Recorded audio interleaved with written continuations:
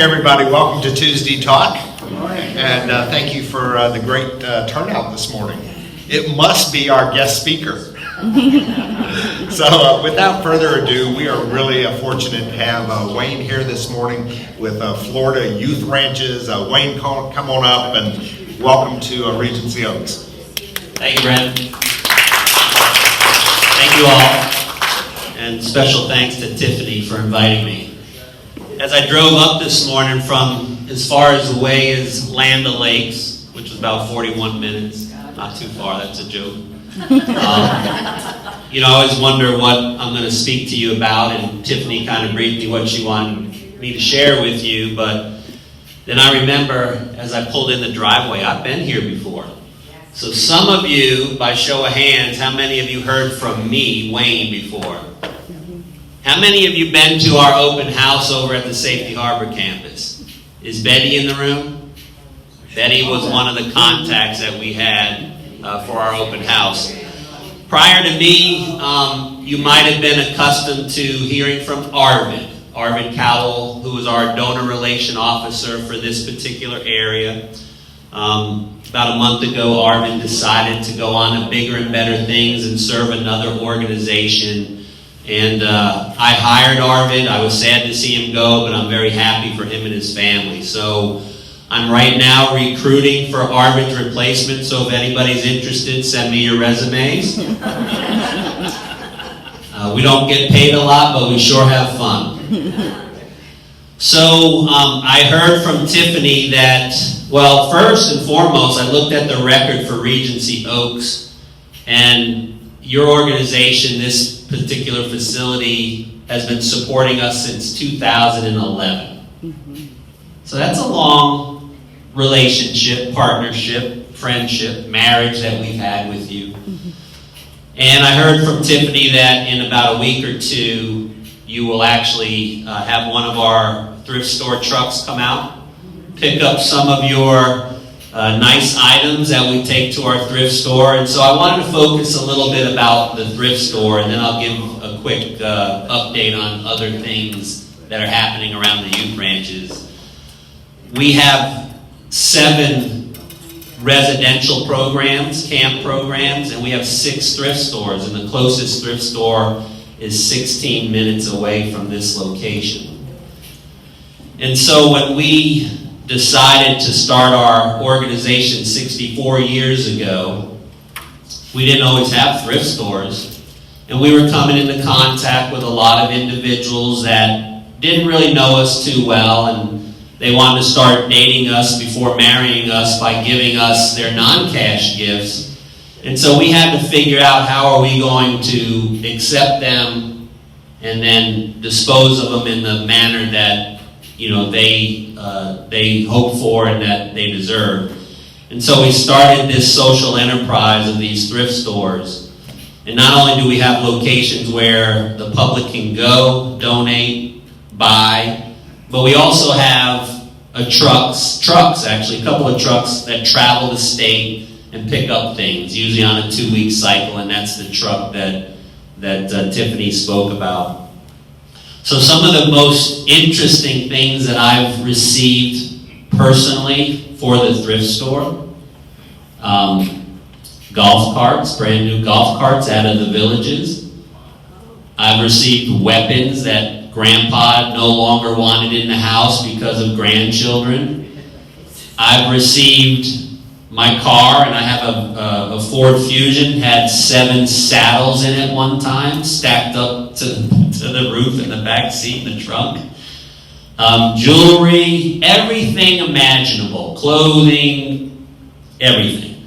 What's nice about the thrift stores is our residential program gets to shop at the thrift stores before we offer these items to the public. So if anything is needed by the kids out of the thrift stores or by our staff, we provide that opportunity for them to make those requests. And I did have the local Shriners group in Tampa. They were downsizing their building. They had these 4 beautiful leather couches, and they wanted to send them to the thrift store. I sent out an email to everybody in the organization. We have these beautiful couches. Does anybody need them? And of course, our Polk County location said, we need those couches for the kids. So we sent them over there. I got to visit with the kids. If I had an electronic presentation, I would have showed you the picture of all the kids sitting on the couches. My youngest in program is 3 years old. I don't know if you know that or not. My oldest in program, residential, is 18 years old. And then something we did about 3 years ago is we decided that we needed to do a better job with our youth that are graduating our residential program that are going on to higher education in the college on donor-funded college scholarships. So we created a scholarship house and a transition house. So as of today, I have 12 college students living in Polk County at those two houses, attending Polk State College and some of the other colleges over in Polk County. What we realize nationally is that only 10% of foster children that enter college actually graduate. That means 90% don't. In our organization, we were seeing kids graduate from our program, go on to college, and in the first and second term, they were bombing out. And that's not fair to our donors and the gifts that they give. These kids need to be successful. So we've brought them under our wing. They live in a cottage with what we call a life coach that supervises their activities, makes sure that they're going to school, that they're doing their classwork, their homework, that they're going to work when they have jobs and so forth. And our goal is to have a 75% graduation rate in the youth ranches. We're about 56 right now. We hope for 100, but that's not realistic. So our strategic plan calls for 75%. And we're well on our way to get there. I have a 100% graduation, high school graduation rate in our residential program. So on any given night, including the Safety Harbor campus, which is 6 minutes from here, there's 20 children out at the Safety Harbor campus. But on any given night, I have the ability to have 150 children with their heads on our pillows in our program. The one biggest misconception is our name, the Florida Sheriff's Youth Ranches. When people think of Florida Sheriff's Youth, they think of juvenile delinquents, gangbangers, bad kids. We don't believe there's any bad kids. We believe that there's bad situations, bad circumstances. And so we honor our founding sheriffs by keeping their name in our name, Florida Sheriff's Youth Ranches. We were started 64 years ago by the sheriffs of Florida. We have 67 sheriffs in the state of Florida that we are responsible to. We are a private organization. We are not federal or state. We are private.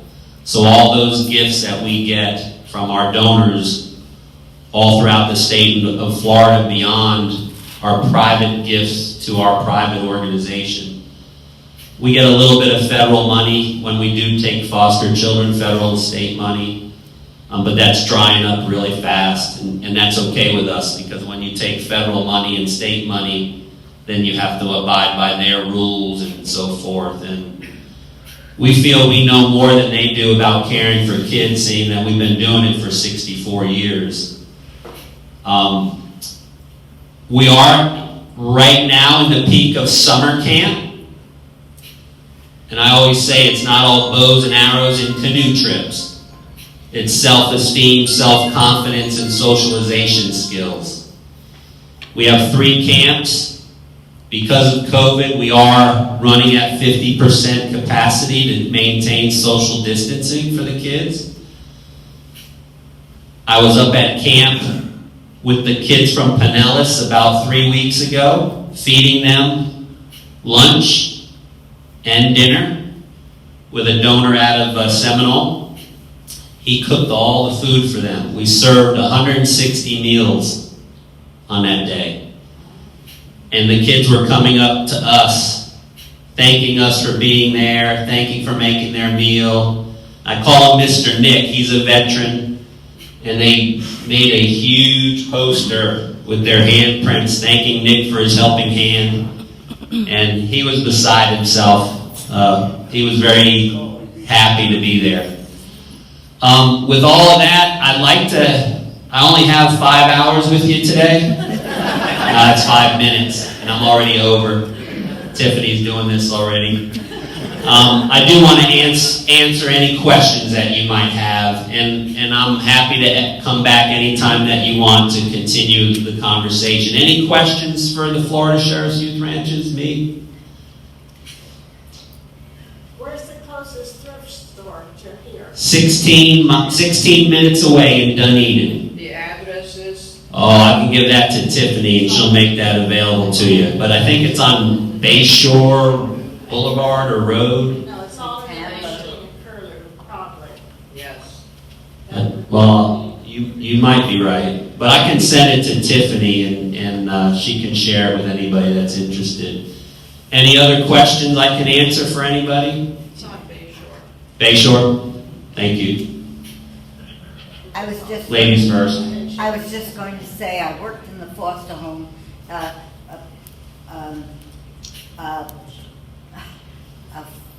process for a long time, but in those days it was done by each religious denomination. Oh, is that So right?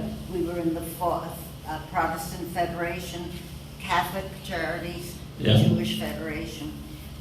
Do you think it works better this way? You know, I don't know about what they did before. I will tell you what's happening now is not working. It worked very well. And the reason it's not working is because we have people that are not this is Wayne's opinion, that are in the trenches working with these kids. We have people that are not with these kids that are making these decisions. You can just simply, if you were on the internet, Google the Florida Sheriff's Youth Ranches and read some news stories recently. We advocate for the children. We have some concerns about what's going on with decisions about children outside of our organization. But we're going to fix it because we're here for the kids. I worked in the foster home, citizen review. Yeah. And that worked quite well. People did not fall between the cracks. And the head judge decided to take all of those and handle it all himself instead of all the different the groups that we were working. The one thing that I really do believe about our agency is, we're constantly learning. And as the needs of the children in welfare change, we change to meet those needs. And we also try to influence the other policy makers, Tallahassee, Washington, about things that these children and their families need. So, again, we've been doing it 64 years. Hopefully we'll be doing it another 64 years. And did you have a question, sir? No. Any other questions, ma'am? Are you going to be having an open house this year? So, open house for 2021 that date's passed. So, we are looking at 2022, but we have to always take that into consideration. Right now, there's been an uptick. I think Brent will probably be talking about some things. Our organization put some stricter guidelines in, to keep everybody safe, including our supporters. So it all depends on what happens. We hope to, and of course you're all invited. Brent, do you have a bus? We have a bus. See? So I will make sure that I give you all a personal invitation. You can take the bus over. Brent will drive, and you can have a meal on us and talk to the sheriff and all that. Any other questions before I leave you? Thank you. Oh, you're welcome. I do, thank you. This is our Rancher magazine, and I have a supply here that I'm going to leave with Tiffany. Please take one. Read the stories about these beautiful children that we're having a tremendous impact on their lives. And, support us where you can. How many of you have been in the military? Right now, I have one of our ranchers at West Point. He was appointed to West Point. His name is Antonio White. He was a star athlete in Suwannee County playing football. And he was the only one selected as a walk-on to play for Army football next year. Antonio White. All right, thank you. Thank you, Brendan. Thank you, Tiffany. All right, Wayne, thank you so much, and You're it was welcome. great to have you back. Bye, sir. Take care. Bye, y'all. Thank you, Wayne. Okay, just as Wayne said, we are sort of experiencing an uptick with COVID, and I keep coming every week and I say, good gosh, I hope I don't have to talk about COVID again, but we do. So let's go over to the whiteboard. Okay, Don, first slide. So Florida positivity rate, we've seen an uptick again. This is a week over week increase. Our new case positivity rate right now is 15.1 in the state of Florida. You'll remember it was 11 last week, so we've seen a significant increase. Here in Pinellas County yesterday, we were at 15.9. Today we're at 14.8. Those numbers are as high as they have been since the start of COVID over a year and a half ago. So the positivity rate is increasing. Next slide. This is a heat map that they put out for the community transmission rates.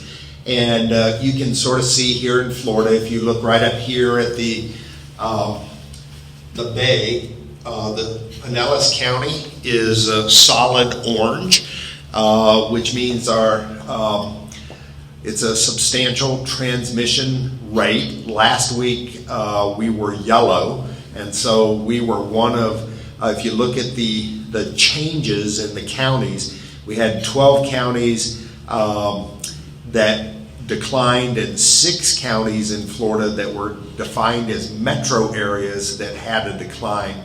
Pinellas County was not one of those counties.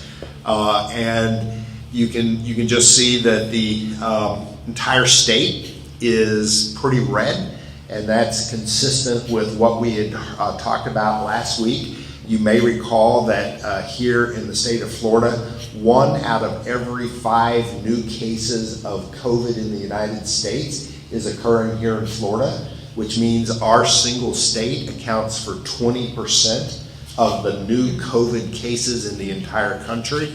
And so you can see it's sort of a tough situation right now. Next slide. Here's something new that I thought you might be helpful for us to look at. This is a pandemic vulnerability index, and you can see it over here in the left, and the further out the cone goes, the greater the vulnerability rate. Our overall score, and this is for Pinellas County, Florida, you can see I pulled it for our specific county, we're at about 0.54%. That's really, really high. 60 days ago, we were down about 12.12%. So it's it's really significantly increased. And then we can take a look at the coding over here on the right-hand side. Here are the factors that we would look at in determining the overall PVI score. And so that dark blue is intervention and social distancing. It's rated at a full 100%. And so what that means is social distancing, masks, that's a contributing factor to what's got the index and why the COVID cases are climbing. The next one is that lighter green. That's our residential density. Pinellas County is one of the most dense counties in the entire state. If you go look at Almerton and US 19, that has the highest traffic density count in the entire country. More than Chicago, more than LA. So our density is impacting us as well. The darker green, that's the next one up, that's the mobility. We're at about 77%. Mobility is tracked by your cell phone usage. And so as you leave the campus and you go to the grocery store, or you go to the physician's office, or you go out to dinner, they track your movement through your cell phone. And so this is considered the population mobility. And here in Pinellas County, because it's an urban setting, our density is high, but so is our mobility. That means we have people who are out and about. You may recall that back in April or May of last year, COVID had hit in February, and they sort of shut the counties and the states down. Our mobility fell to about 14%. You can see where it is today. It's 0.77. Next one up is the sort of, I'm sorry, Don. Next one up is sort of that orangish color, and there's really very little of disease spread in Pinellas County. That's good. But the brighter red on top, that's our infection rate through transmittable disease. And so we'll talk a little bit more, just like we did last week. This is the time over target. It's large crowds, it's it's being out among others and not having good social practice. So those are our indexes. Next slide. This is, so all right, we know it's there. We sort of know what causes it. We've looked at the variance and we've looked at what's driving it. Here's the variance. This is what actually is driving this. And if you look at this brighter orange, that's the Delta variant of the disease. The next color down is the Alpha variant, and that sort of represents the all others.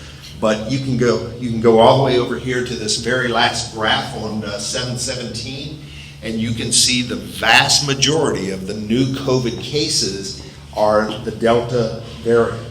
And so that's what's actually pushing these numbers up. Next slide. Here's the 7-day positivity rates in the United States. You can see we are that darker blue, which we're not as dark as you possibly can get. If you look at Oklahoma, you can see they are really dark blue. We're one under. That puts us in the 10 to 14, and because this was last data based on the last week ending Saturday, it would be updated, and today we'd be in that dark blue. So we'd be one of the 3 states in the United States that is in the dark blue with a transmission rate of greater than 15%. Next slide. I know you can't see this, but that's okay. Here's what I'd like you to focus on is this column right here, the second column, and you can see all the red data. This is the Florida state profile. There's just a couple of things we're going to look at.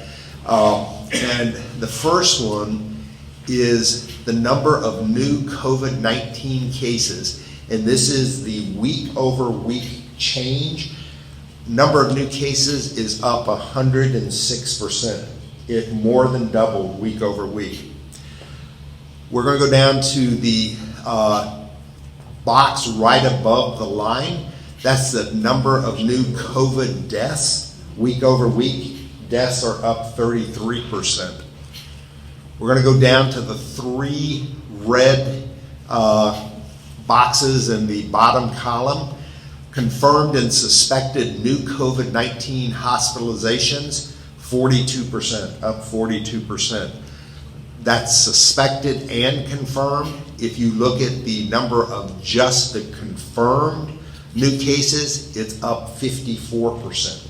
And so we talked last week about one of the things we're seeing in our hospitals is a full utilization, and having bed availability is becoming an issue for Pinellas County. And then the last one is a number of hospitals with staff shortages. 33% of the hospitals are reporting staff shortages. And so you know that labor pressures here in Pinellas County and across the state continue to play a pretty impactful role in COVID. Next slide. I know again, you really can't see this, but just a couple of things that we're going to look at. This is the national picture, and what we're looking at is number of new COVID-19 admissions per 100 inpatient hospitals. So there are a lot of different things that can impact this. The size of your population, how many hospitals you have, whether you're in an urban or a rural area. And so you just have to look at this on a little broader basis, but we're ranked in Florida. It is all the way down here at number 49. So we have a limited number of hospital beds. It's something that we're getting a little concerned about. You can see, we'll just say green is good, and you can sort of see that we're leaning toward more of the golds. And look at where, this is where we are right now. Look at where we were a month ago. We were mostly green, and now we're mostly browns, golds, and reds. Okay, next slide. All right, so let's talk about masks.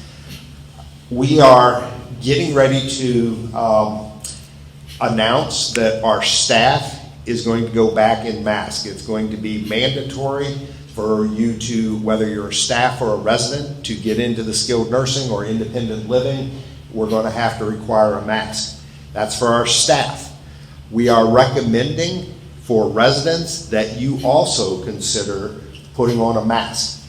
If you're going out into the community, you're going to your physician's office, you're going to a grocery store, you're going to go out to dinner. At this point, we are recommending for your safety that you wear a mask.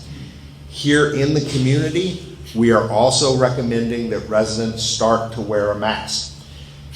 If you are going into the lobbies, if you are going to and from dining, it is a good idea to have a mask. If you are sitting at a table in the dining room having dinner, you don't need to wear a mask. But if you're going to get up and go to the salad bar, you need to wear a mask. If you're anywhere in a common area, you need to wear a mask. If you're in a large group setting like this for an extended period of time, you probably need to wear a mask. And so the numbers are not trending in our direction. The numbers are getting worse. And this is something that we're concerned about. We're going to continue to monitor it. We're not taking any additional steps at this time. We're not shutting down our dining rooms. We're not putting restrictions in place, but we're saying, you know what, we ought to be smart about this. We ought to follow the numbers. We ought to look at the science. We ought to make sure that we're doing our part to make sure that we're safe. We talked last week, and I just will go back and re-emphasize it, is because you've had the vaccine doesn't mean that you cannot catch COVID. It means that if you do catch COVID, your chances of surviving it are far better. Very few people are expiring from COVID who have been vaccinated. But it does mean that you can still get the COVID diagnosis and have the symptoms. They just are not as severe. Briefly about masks. The one on the left is a cloth mask. If that's all you have, you might as well not wear it. They are useless. The next mask is a surgical mask. That's the one we recommend at this point. We don't think you need to step up to that last mask on the right, which is either a KN95 or an N95. So our recommendation is surgical mask. And if you, I don't know what the supply of surgical masks are right now. That's something that we will be talking about later today, and trying to figure out what the supply is out there in the, from CVS and Walgreens and your local pharmacy. But we're getting to the point where this is, it's not mandated at this time, but it is our recommendation that we're going to make to you. I don't know how closely you follow the other nursing homes, retirement centers, but there are outbreaks at Westchester, St. Mark's. We've had other outbreaks at Health Peak properties, and this thing is spreading like wildfire. And so, you aren't going to die, but I don't want you to get sick either. And so I think for the next 2 to 3 weeks, as we see which way this is going to go, I think it makes a lot of sense to put that mask back on and give yourself that extra level of protection for you and for your neighbors, so that you don't get sick from this. All right, I'm going to open it up for COVID questions before we finish out. Transition. Yeah. Two cases, is there any more this week? Great question. Currently, there are no other cases on campus. We don't have any residents. We don't have any staff. We are continuing to test our staff on a weekly basis. So, great question. Currently, there's no one at Regency Oaks who's experiencing COVID symptoms, and the 2 that we had last week are getting ready to come out of quarantine. Thank you.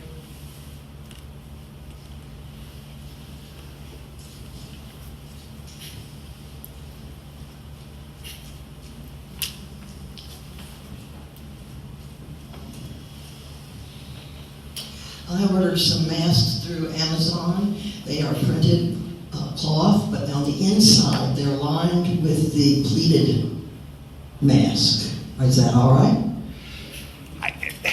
I don't know. I haven't seen that particular mask. I know that cloth is not an effective barrier, and so if on the inside of a cloth mask you had some sort of filtering device, it would seem to make sense.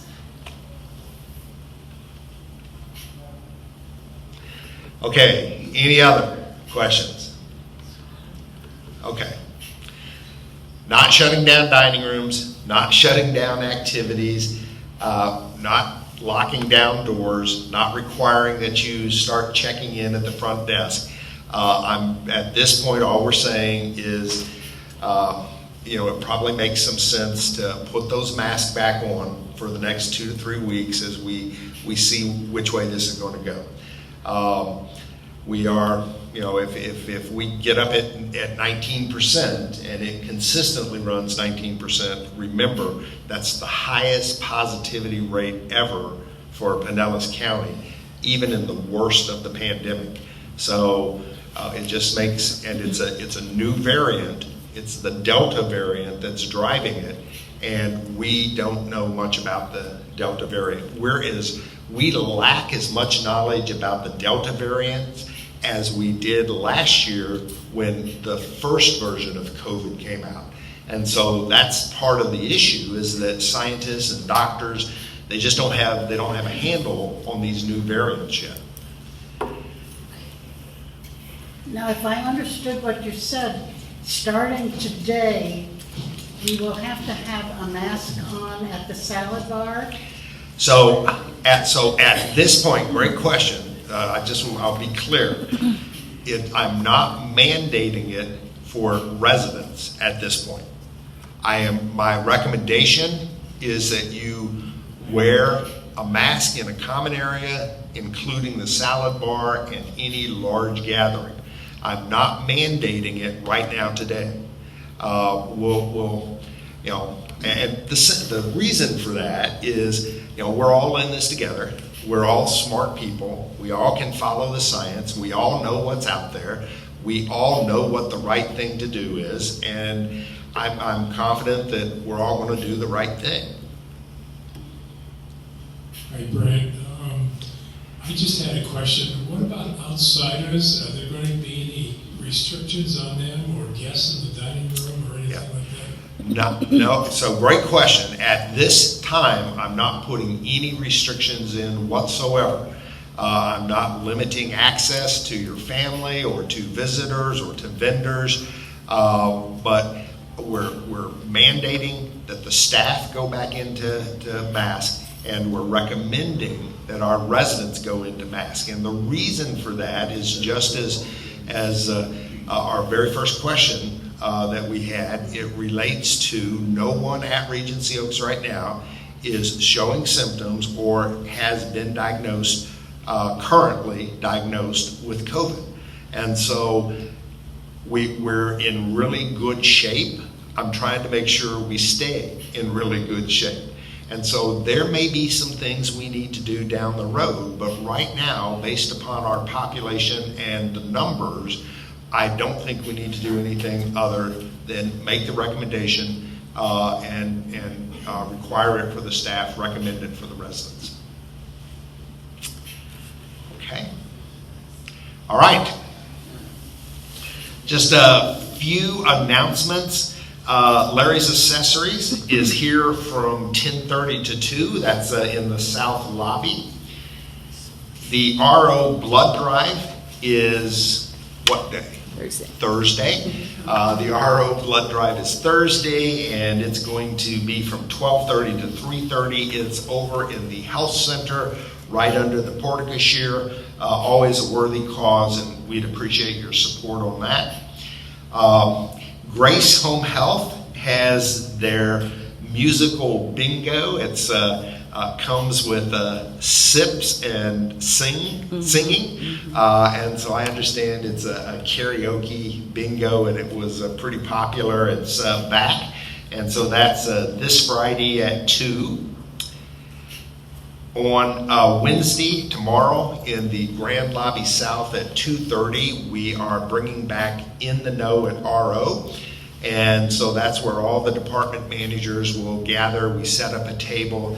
It's designed primarily for new residents. And over the course of the last year, as we haven't done this because of COVID, we have a backlog of new residents. There are 50 or 60 people who don't know what this is, and they've never heard of it, and it's their first opportunity to go through it. It's open to all residents, but our focus is on those new residents who have moved in over the last 18 months. And In the Know at RO is where the department managers are out and available, and they're there to answer any of your questions. If you only have a housekeeping question, you can come in and sit down with Jesse, spend 5 minutes, and you're out the door. You don't have to stay for a 2-hour presentation. So if you just want to talk to a specific department, you'll have that opportunity to meet individually with each of the department heads. The water fountains, water fountains, both the one in the south entry and the one here in the north are finished. They look great, and they sealed them with an epoxy that Ed, our painter, believes is going to completely resolve the issue with the leaking water. And our plan is to let them get a natural patina and get a little moss and a little age on them. So that's good to see that done. And then Ricky asked me to be sure to announce that the gourmet cycle is starting again next week, and look for the sign-up sheets. They are scheduled to go out later this afternoon. All right, that's everything I have. I'll open it up for any questions. Oh, hold on, I have one more thing, sorry. Tiffany handed this to me right before I came up here and said, don't forget to mention this. And I did.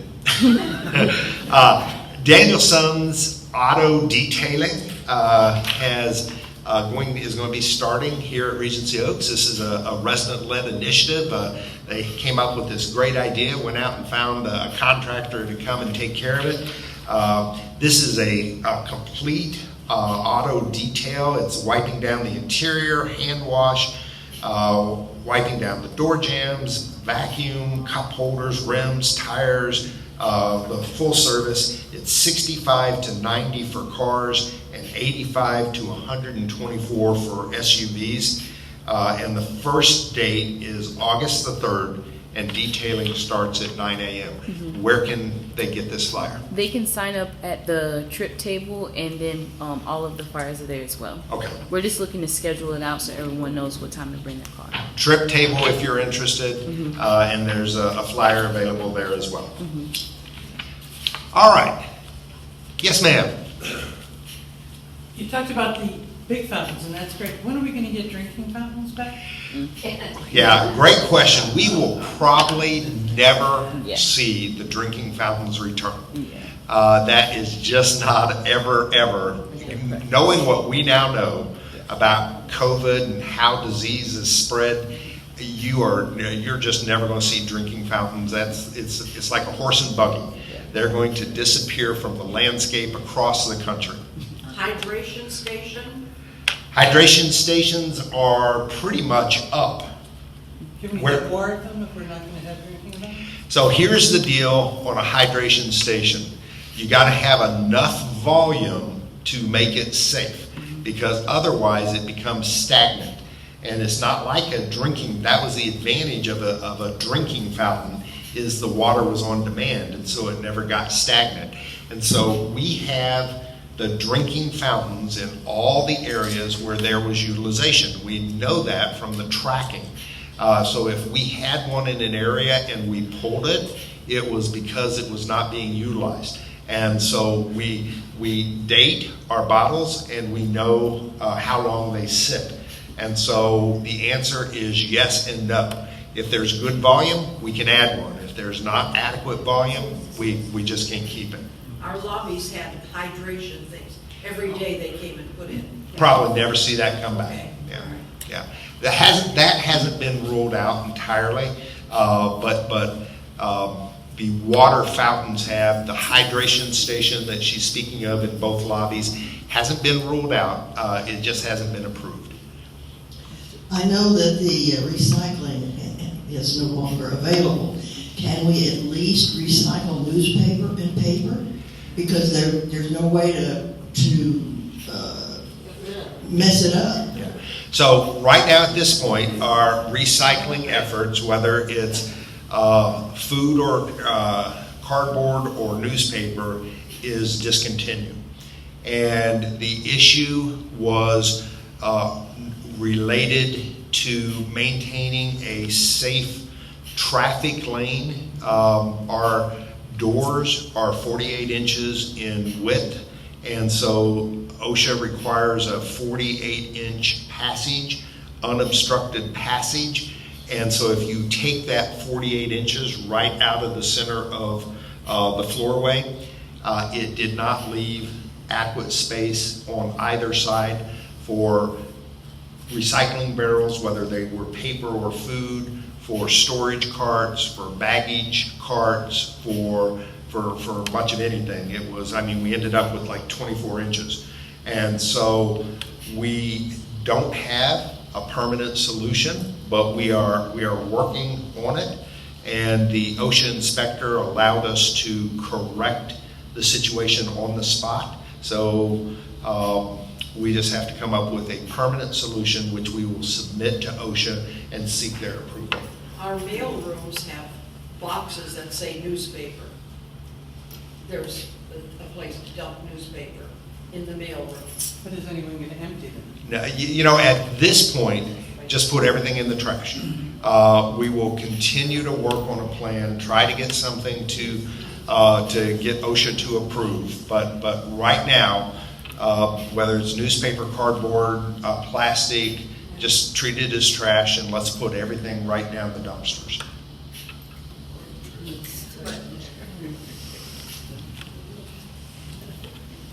We better remember to take the newspapers down to the first floor to put in those dumpsters, otherwise they're gonna fly all over everywhere.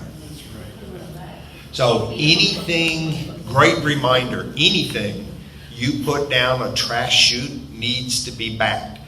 If it's a bottle, it needs to be double bagged. If it's a newspaper, it needs to be bagged. Anything that goes down a trash chute needs to be bagged. Thank you for the reminder. All right. Well, thank you very much. I appreciate everyone turning out, and get that mask on. Be safe.